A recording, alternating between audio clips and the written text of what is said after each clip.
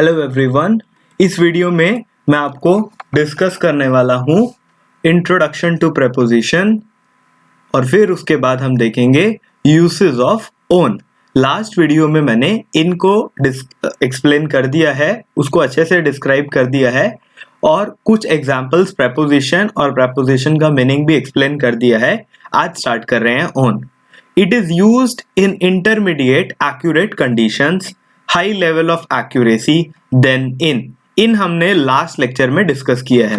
देखिए, मैं आपको एक एग्जांपल देता हूं एक्यूरेसी का। ओके, सपोज कीजिए कि आपको ग्रेड मिलता है, ग्रेड अवार्ड करते हैं आपको सब्जेक्ट में जो कि है ए, और अगर मैं देखूं ए जो ग्रेड है इसके अंदर अगर मैं अपने एग्जाम्पल से लूं तो इसके अंदर जो मार्क्स का रेंज होता है वो है 90 से लेकर के 95, या फिर मैं अपने एग्जाम्पल के लिए ए को 90 से 95 लेता हूं और ए प्लस वाले को 90 से लेकर के 90, ए प्लस वाले को 95 से लेकर के मैं 100 तक ले लेता हूं। ठीक है, ये मेरा एक एग्जाम्पल है।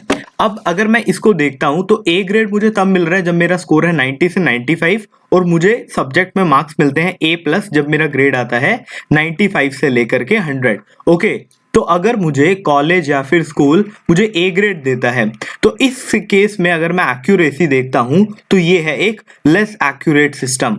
ये है एक less accurate system.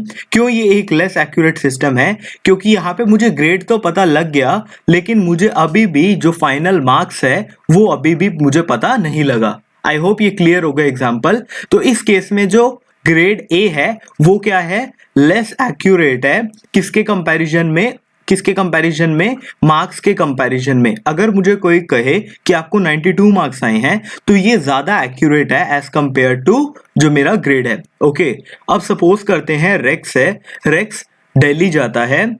Okay, racks Delhi जाता है। कब जाता है? जुलाई में। अब अगर मैं ये देखता हूं कि ये जुलाई है तो ये मंथ क्या है? एक्यूरेट है।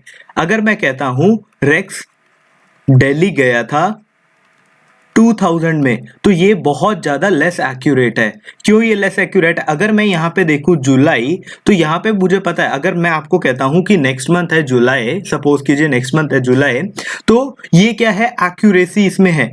अब वो कब गया था रेक्स? 2000 में गया था। अब वो 2000 में गया था तो मैं आपको ये कह सकता हूँ क्या वो जैन में गया था, क्या वो फेब में गया था, क्या वो मार्च में गया था, क्या वो अप्रैल में गया था, और 2000 में कौन से मंथ में गया था? ओके, और अगर मैं देखूं तो इस केस में जब रेक्स दिल्ली गया था जुलाई में तो ये जो सिचुएशन है, ये जो स्टेटमेंट है, ये क्या है? ज़्यादा एक्यूरेट है एज कंपेयर टू कौन सी सिचुएशन? जो ये 2000 में बताइए, क्योंकि इसमें ये भी स्पेसिफाई नहीं है जैन में, फेब में, मार्च में कब गया था। ओके, तो हम इनको तब यूज़ करते हैं जब हमारे पास जो स्टेटमेंट है वो है लेस एक्यूरेट स्टेटमेंट है। बट हम ओन का कब यूज करते हैं? हम ओन का तब यूज करते हैं जब हमारी जो सिचुएशन है वो है इंटरमीडिएट सिचुएशन। आइए मैं आपको एक एग्जांपल देता हूं और उसके हिसाब से आपको और क्लियर हो जाएगा कि इंटरमीडिएट में और सबसे ज्यादा में क्या डिफरेंस है। ओके, देखिए, अब मैं क्या कहता हूं, रेक्स दुबई गया 2000 में। ओके, तो अभी हम एक्यूरेसी का लेवल देखेंगे, एक्यूरेसी या फिर एग्जैक्टनेस, कितना ज्यादा एग्जैक्ट है सिचुएशन। ओके, रेक्स दुबई गया जुलाई 2000 में। ओके, रेक्स दुबई गया 2 जुलाई 2000 में। एक सिचुएशन ये है, सेकंड सिचुएशन ये है, थर्ड सिचुएशन ये है, फोर्थ सिचुएशन है रेक्स गया दुबई में 2 जुलाई 2000 और कितने बजे गया? 11:50 पे गया। ओके, तो अगर मैं सबसे ज्यादा एक्यूरेसी देखूंगा इस केस में तो सबसे ज्यादा एक्यूरेट है ये कंडीशन, क्योंकि इसके अंदर आपको मंथ भी प्रॉपरली डिफाइन कर रखा है, ईयर भी प्रॉपरली डिफाइन कर रखा है और टाइम भी प्रॉपरली डिफाइन कर रखा है। तो ये है मोस्ट एक्यूरेट। उसके बाद एक्यूरेसी इसकी ज्यादा है थर्ड वाले की, और थर्ड के बाद सेकंड और सेकंड के बाद फर्स्ट। तो ये किस में लाई करता है? हमारा ओन जो लाई करता है वो इंटरमीडिएट सिचुएशन में लाई करता है। आई होप ये क्लियर हो गया कि इंटरमीडिएट सिचुएशन कौन सी है। तो इसमें आप ये एक्सपेक्ट कर सकते हैं कि ये कंडीशन है सेकंड या फिर थर्ड। ओके, आई होप ये क्लियर होगा। आइए नेक्स्ट स्लाइड देखते हैं। ओके, एग्जाम्पल है Rex went to Dubai on 3 July. इस केस में अगर मैं खाली जुलाई का यूज करता हूं तो उस केस में मैं ओन को यूज नहीं कर सकता, क्योंकि इसने डेट को स्पेसिफाई कर रखा है, तो उस केस में मैं लूंगा ओन। अब मैं इस एग्जाम्पल को दोबारा से लिखता हूं, racks went to Dubai in July.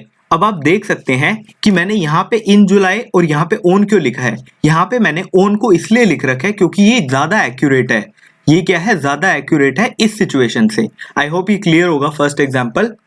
Second example देखते हैं, year Rex went to Dubai on 15 July 2000। अगर मैं इसका सेकेंड एग्जाम्पल देखूं, मैंने लास्ट वीडियो में कवर किया है इनको, तो मैं आपको यहाँ पे भी थोड़ा सा उसका ब्रशअप कर रहा हूं कॉन्सेप्ट को। Rex went to Dubai in July, correct. लेकिन इस केस में क्योंकि डेट स्पेसिफाई है और एक्यूरेसी ज्यादा है, तो इसलिए हम क्या यूज कर रहे हैं, इसके अंदर ऑन को यूज कर रहे हैं। इस केस में भी ऑन को यूज कर रहे हैं, ऑन स्ट्रीट। ये मैं आपको एग्जांपल अभी कुछ मिनट्स में बताता हूं। सरफेस, अब एक नया जो कॉन्सेप्ट आता है वो है सरफेस का। अब मैं आपको क्लियर करता हूं कि सरफेस को लेकर के आप उसको कैसे सीख सकते हैं। ओके फाइन, सो आपको मैं यहां से ये दिखा देता हूं। यस, अब ये क्लियर हो चुका है। ओके, सरफेस, अब देखिए, अब ये मान लीजिए ये है कोई भी एक ऑब्जेक्ट, ये है कोई भी एक ऑब्जेक्ट। ये क्या है, टेबल। सपोज कीजिए ये है टेबल, ओके। और ये जो टेबल पड़ा हुआ है, ये पड़ा हुआ है किसी एक कार के ऊपर। देखिए ये किसी एक कार के ऊपर पड़ा हुआ है और ये कार क्या कर रही है, इसे मूव कर रही है। अब ये टेबल, ये जो यहाँ पे ये टेबल पड़ा हुआ है, ये कहाँ पे है, कार के ऊपर है। जब एक ऑब्जेक्ट, अब कार भी क्या कंसीडर होएगी, एक ऑब्जेक्ट। ये क्या, जो ये टेबल है वो भी क्या है, कंसीडर होएगा ऑब्जेक्ट। जब एक ऑब्जेक्ट दूसरे ऑब्जेक्ट के ऊपर रखी दे देते हैं, तो उस केस में हम यूज करते हैं ऑन का। ओके, अब मैं आपको इसको लेकर के, सरफेस को लेकर के कुछ 5 to 6 एग्जांपल्स देता हूं। उन 5 से 6 एग्जांपल से ये मैं इसको एक बार क्लियर कर देता हूं और आपको एग्जांपल दे करके ये क्लियर हो जाएगा कि हम ऑन को सरफेस में कैसे यूज कर सकते हैं। आई होप ये आपको क्लियर होगा। अब हम देख लेते हैं इसके सारे के सारे एग्जाम्पल। देखिए पहला एग्जाम्पल क्या है, अब मेरे हाथ में पेन है और मैं टेबल के ऊपर, मेरा लैपटॉप पड़ा हुआ है। ओके, टेबल के ऊपर मेरा पेन पड़ा हुआ है और टेबल के ऊपर क्या पड़ा हुआ है, मेरा लैपटॉप पड़ा हुआ है। ठीक है, ये मेरा है टेबल और इस टेबल के ऊपर इस जगह पे मेरा क्या है, लैपटॉप पड़ा हुआ है। तो एक ऑब्जेक्ट जो कि है टेबल, दूसरा ऑब्जेक्ट क्या है, लैपटॉप। एक ऑब्जेक्ट जो कि है टेबल, दूसरा ऑब्जेक्ट जो कि है लैपटॉप, एक दूसरे को टच कर रहे हैं, कांटेक्ट में है। मतलब एक ऑब्जेक्ट दूसरे के है कांटेक्ट में है, तो इस केस में हम क्या यूज करेंगे, ऑन। तो लिखते हैं my laptop is on the table, my laptop is on the table। Similarly मेरा पेन भी टेबल के ऊपर है, तो मैं क्या लिख सकता हूं, my pen is on the table, my pen is on the table। अब क्या करते हैं, कभी कभी हम बाहर जाते हैं। ओके, अगर मैं देखो प्रेपोजिशन में हम कब यूज कर रहे हैं, नॉन लिविंग के लिए और लिविंग दोनों ऑब्जेक्ट्स के लिए। ठीक है, अब यहाँ पे देखिए, कभी कभी क्या होता है, हम बाहर जाते हैं, रोड पर जाते हैं, तो रोड पर जाकर के हम क्या करते हैं, खड़े हो जाते हैं, means on street. Correct, on street situation है। फाइन, सो सपोज कीजिए ये है रोड, ये है रोड। ओके, ये रोड है।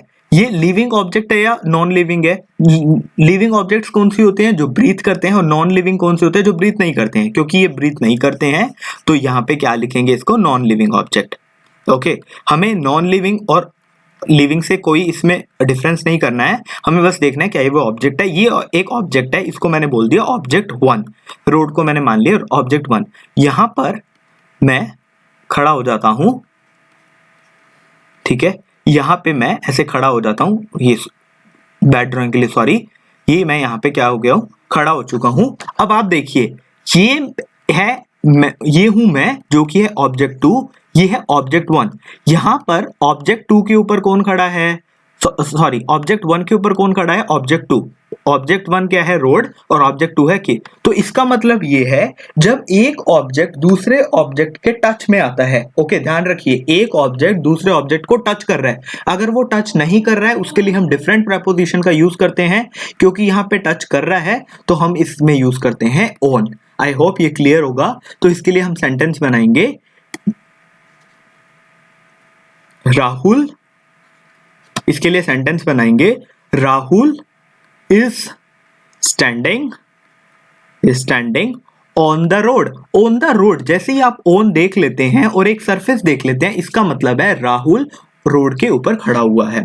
आई होप ये एग्जाम्पल्स सरफेस को काफी अच्छे से जस्टिफाई कर दे रहे हैं और मुझे आपको इतने ज्यादा एग्जाम्पल्स देने की जरूरत नहीं है। तो मेन फिनोमिना क्या है? जब एक ऑब्जेक्ट दूसरे ऑब्जेक्ट के टच में है या फिर कांटेक्ट में है तो उस टाइम पे हम यूज करते हैं ऑन। नेक्स्ट एग्जांपल देखते हैं, वीकेंड। ओके, अब वीकेंड अगर देखें, Blake Mitchell will go Dubai in weekend. Okay fine, so this is not in, यहां आएगा ऑन। सी, अब मैं आपको बताता हूं कि वीकडेज कौन से होते हैं, वीकेंड कौन से होते हैं। वीकडेज में मंडे से लेकर के फ्राइडे तक, और वीकेंड होता है सैटरडे एंड संडे। नाउ अब मेरे पास सैटरडे और संडे में फ्री हूं तो मैं दुबई जाऊंगा वीकेंड्स में, मींस सैटरडे और संडे को मैं कहा जाऊंगा दुबई। इसका मतलब है कि मैं बहुत ज्यादा एक्यूरेट हूं, मैं बहुत ज्यादा क्या हूं? एक्यूरेट हूं। मैं क्यों बहुत ज्यादा एक्यूरेट हूं? मैं इसलिए बहुत ज्यादा एक्यूरेट हूं क्योंकि मैं स्पेसिफाई कर रहा हूं कि मैं सैटरडे को जाऊंगा। क्या मैंने ये स्पेसिफाई किया कि मैं 2020 को जाऊंगा? अगर मैंने किया 2020 की तो बिल्कुल स्पेसिफाई, अगर मैंने कर दिया ये तो बिल्कुल एक्यूरेट नहीं है, करेक्ट। तो हमें स्पेसिफाई कर रखा है कि मैं वीकेंड में जाऊंगा, क्योंकि यहाँ पे एक वीकेंड का सिचुएशन है, उस केस में हम बहुत ज्यादा स्पेसिफिक है। और वीकेंड क्या है? एकदम क्लोज है, सैटरडे एंड संडे। तो उस केस में हम क्या यूज करते हैं? ऑन। आई होप ये क्लियर होगा आपको statement. Okay, Rex will go Dubai on his birthday. आपको मैं एक और बहुत अच्छा पॉइंट बता देता हूं। देखिए, बर्थ के पीछे क्या लगा हुआ है? डे, ठीक है। और मंडे का अगर मैं स्पेलिंग देखूं तो MON, और ये क्या लगा हुआ है? Day.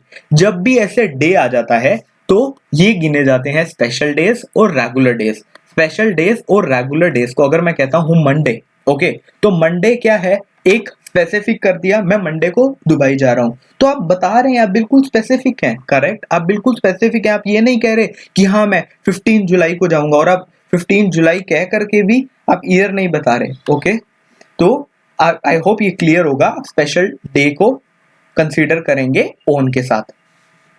Day, part of the day, Rex will go Dubai on eastern day. मैं आपको पहले बता चुका हूं, अगर कोई स्पेशल डे है तो आप उसको डे को ऑन के साथ ही कर सकते हैं, correct. Next is mode of transportation. Rex will go to Dubai on flight. Okay, Rex will go to Dubai on flight. Okay, so on flight, मैंने ऑन फ्लाइट क्यों लिखा? देखिए, यहां पे है रेक्स खड़ा होगा फ्लाइट पे और फ्लाइट जाएगी दुबई। रेक्स पहुंच जाएगा दुबई और हमें आ जाएगा प्रेपोजिशन। आई होप ये आपको क्लियर होगा। 9th है communication. Rex listen music on radio, correct. Rex listen music on radio. देखिए, ये है मेरा रेडियो, ये है मेरा रेडियो, ये है रेक्स। अब ये क्या कर रहा है? रेडियो, इसमें से क्या आ रही हैं? वेव्स आ रही हैं, और ये म्यूजिक कौन सुन रहा है? रेक्स। तो रेक्स के जो ईयर्स हैं वो है एक ऑब्जेक्ट, और जो म्यूजिक की जो टोन है वो दूसरा क्या है? ऑब्जेक्ट। एक ऑब्जेक्ट दूसरे ऑब्जेक्ट को टच कर रहा है, तो क्या बोल सकते हैं? इस केस में क्या यूज करेंगे? ऑन। आई होप ये काफी लेक्चर आपके लिए यूजफुल रहा होगा। अगर आपको कुछ भी डाउट्स हैं आप फिर भी कभी भी डिस्कस कर सकते हैं। You may write it in the comment section. I will address your concern. I hope it is clear now. Thank you.